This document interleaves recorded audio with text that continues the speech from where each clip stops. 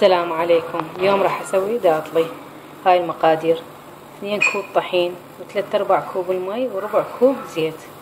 هسه راح اخليهم بالجدر، تخليه على النار. هاي راح اخلي 3/4 الكوب مي،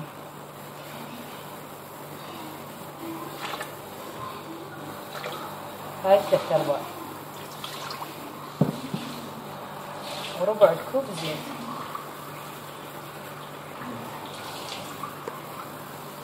هاي ربع. هسه راح اخليه على النار من يفور ادير الطحين. هسه فار المي، راح اخلي الطحين.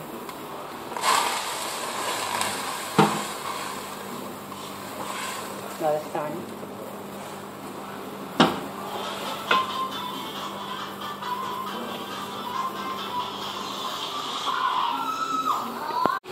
أنا زيدت لها بعد مي لأن طلعت ناشفة، خليت لها يعني كوب ونص مي، كوبين دقيق وكوب ونص مي.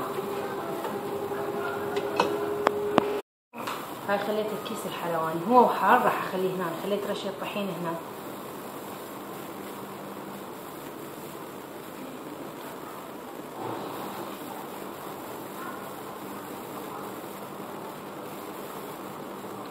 شوية عجينة قوية.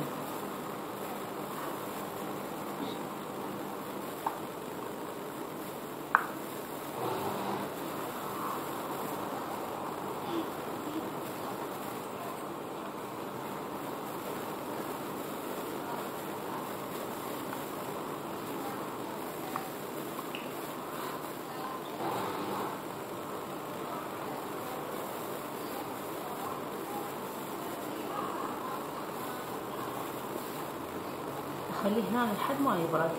من يبرد يلا اقلي. بس راح اسوي كله وارجع لكم.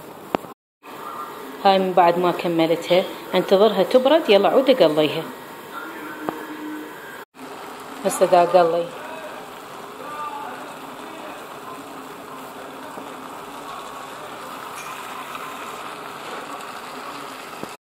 هسه يتقلى على نار عالية مو نار بطيئة.